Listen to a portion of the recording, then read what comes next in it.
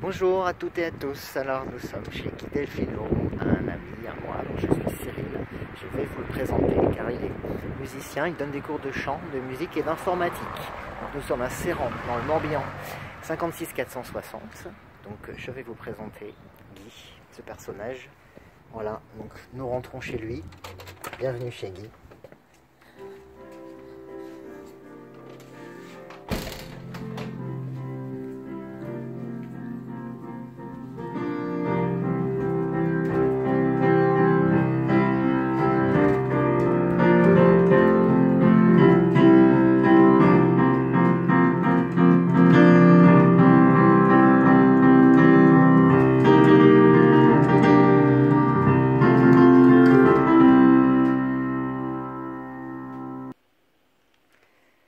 Bonjour Guy. Bonjour Cyril et bonjour à tous. Bonjour, bonjour. Alors, donc, est-ce que tu peux te présenter, nous dire qui tu es, qu'est-ce que tu nous proposes, que fais-tu, pourquoi fais-tu de la musique, comment en es-tu arrivé là, et qu'est-ce que tu fais, pourquoi cette vidéo? Alors, déjà, cette vidéo, c'est pour vous présenter mon activité en tant que prof de musique, principalement, hein, bien que côté musicien, ben, je donne aussi non seulement des cours, mais je suis animateur musical et puis j'ai la joie aussi de faire des arrangements et de composer. Donc en fait, comme le chantait France Gall, tout pour la musique. Alors Guy, on se pose la question, quel est ton répertoire de musique? Qu'est-ce que tu aimes jouer? Qu'est-ce que tu aimes apprendre, faire apprendre? Quel est ton univers musical? Il est assez varié en fait, parce que je peux aussi bien jouer personnellement des œuvres classiques, mais j'ai quand même une nette préférence côté variété, côté jazz, hein, puisque c'est ce que je pratique lorsque je fais des animations musicales. Alors le répertoire maintenant que j'enseigne à mes élèves, ça peut être du classique, ça peut être de la variété aussi, ou du jazz, et même pour certains, de les aider, de les guider dans l'improvisation. En fait, voilà, c'est assez varié également, tout dépend du niveau des élèves aussi. Alors, tu parles du niveau des élèves. Alors moi, je me demande, est-ce que je peux apprendre à jouer de la musique aujourd'hui? J'ai bientôt 40 ans, je n'ai jamais fait de piano, j'ai jamais chanté, je connais pas le solfège, j'adore la musique, mais je ne sais rien faire. Donc, qu'est-ce qu'il y a un âge? Est-ce qu'il faut savoir? Est-ce qu'il faut connaître certaines choses? Dis-nous. Alors justement, si on vient prendre des cours, c'est pour quoi faire? Pour apprendre, hein, tout naturellement. N'importe quelle personne dotée d'une voix est déjà en mesure de faire de la musique, sans peut-être en avoir conscience, hein, puisque le petit, l'enfant qui, déjà en bas âge, il arrive à chantonner des petits trucs.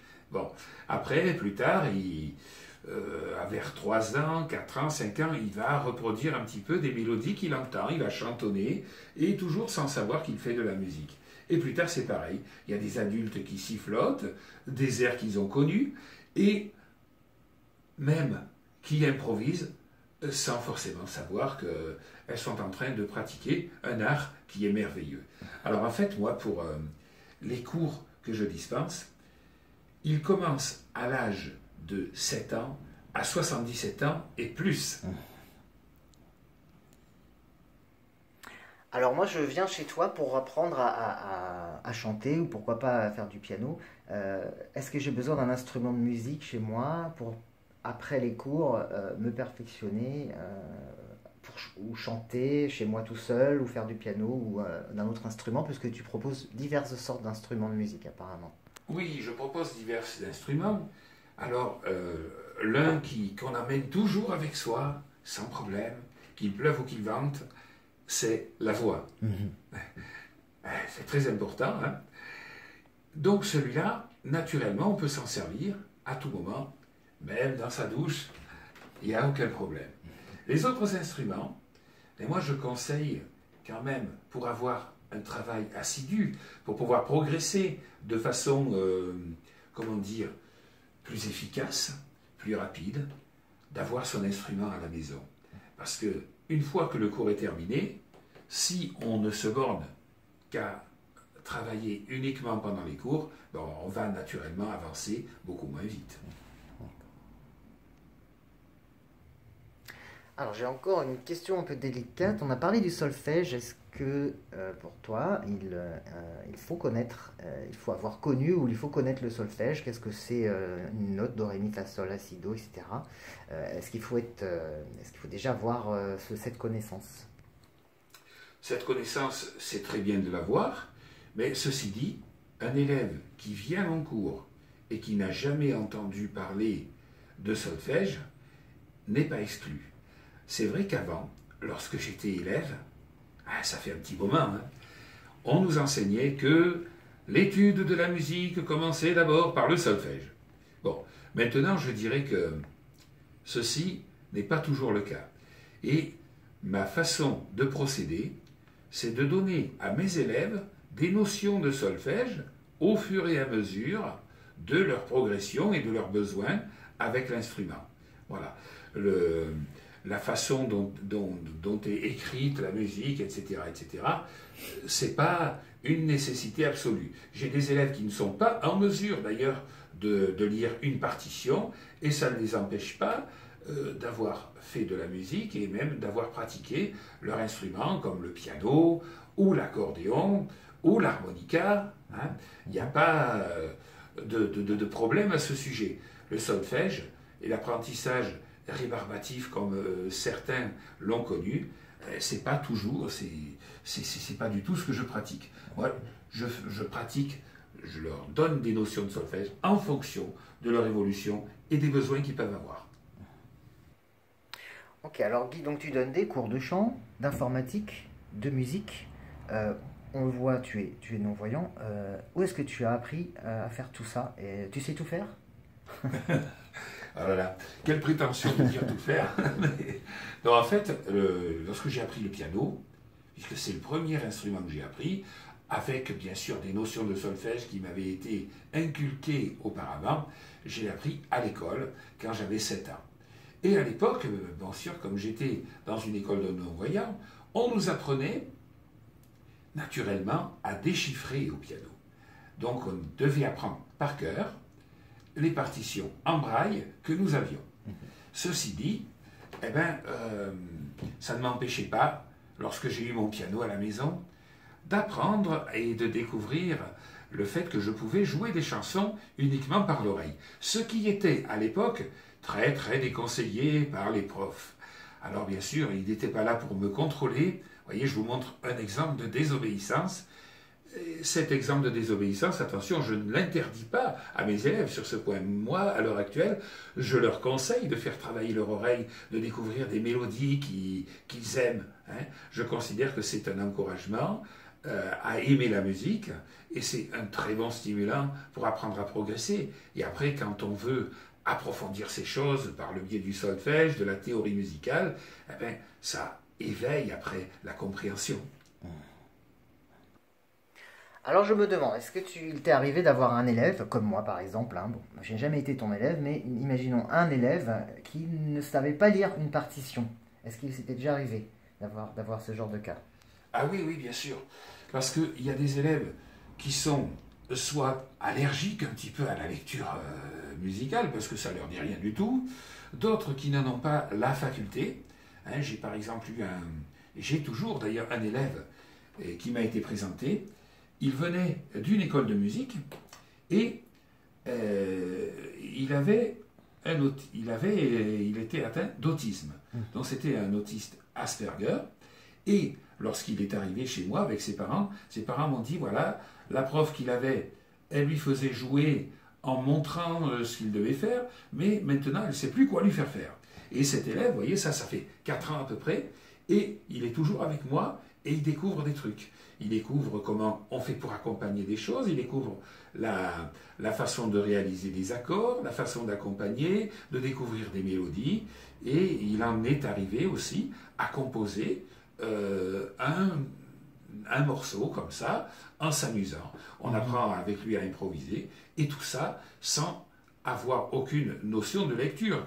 Il a eu des petites notions de solfège pour comprendre certaines choses, mais il ne lit en aucun cas des partitions. Et il n'en est pas plus malheureux pour autant, et je dirais même qu'à certains égards, il se débrouille encore mieux que des personnes qui ont toujours été habituées à lire sur partition, et qui, en dehors des partitions, si on leur joue quelque chose, ben, ils ne savent pas toujours le reproduire. D'accord. Et en ce qui concerne les cours de chant, Oui. alors qu'est-ce que tu proposes en fait? Quelle est tes techniques? Est-ce que tu as pris des cours déjà? Est-ce que comment tu donnes tes cours? Voilà, qu'est-ce que tu peux nous dire à ce propos-là? Alors, à propos des cours de chant, ce que j'apprends à mes élèves, j'ai eu des élèves bien sûr en particulier, mais là à l'heure actuelle je donne des cours à une chorale. Une chorale qui existait depuis 2003 et qui m'a été confiée en 2014. Alors cette chorale, bien, j'ai réalisé des arrangements pour eux, et ce que je leur apprends bien sûr en début de séance, c'est à poser leur voix, à faire grandir leur tessiture vocale, et puis après on rentre dans le vif du sujet, c'est-à-dire que l'on chante à 4 voix sur des arrangements que j'ai concoctés, la plupart c'est moi-même qui les ai réalisés.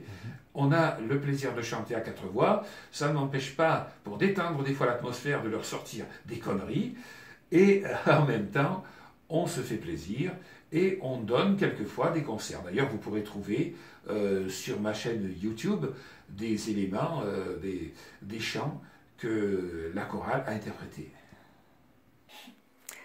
Alors voilà, on arrive bientôt à la fin de l'interview. Donc on a compris, Guy Delfino, donc tu donnes des cours pour les non-voyants et pour les voyants, d'informatique, de chant, donc de musique, d'instruments de musique, de piano, d'accordéon, d'harmonica, et que sais-je. Et également des animations, tu donnes aussi des animations, voilà, musicales dans tout le Morbihan. Tu te déplaces et voilà. Donc pour avoir toutes les informations nécessaires, vous pouvez directement aller sur le site de Guy Delfino. Je vous le montre, il est là. Voilà. Donc https://guymusicien.jimdo.com, jimdo.com. L'adresse email est en bas, le numéro fixe 02 97 93 83 72 et 06 60 89 94 37 pour le numéro de portable personnel de Guy Delfino. Voilà. Sur ce, Guy. Oui, ben, c'est un plaisir que j'ai eu de réaliser cette interview. J'espère que vous serez motivés à aller voir ma chaîne YouTube parce que vous y verrez, vous y entendrez des vidéos que j'ai déposées à votre intention au niveau des animations musicales par exemple, des tutos que j'ai adressés en informatique pour les non-voyants. Et naturellement, mais j'espère qu'on aura l'occasion de se retrouver pour de futures interviews et vidéos. Et merci de prendre contact avec moi et de visiter ma chaîne YouTube. Okay. Donc, en ce qui concerne la musique, voilà, on a fait un petit peu le tour. Il y aura une autre vidéo YouTube pour ce qui concerne les cours d'informatique, voilà, pour non-voyants. On verra tout ça donc dans cette vidéo, une prochaine vidéo, et une autre vidéo ensuite sur les animations commerciales que donne Guy dans la région musicales de Bretagne. Les animations, pardon, musicales. Ouh là là. Ok. Ok, bah écoutez les amis, je vous dis au revoir. Je vous laisse avec Guy. Voilà. Au revoir mon Guy. Au revoir et au plaisir. Okay.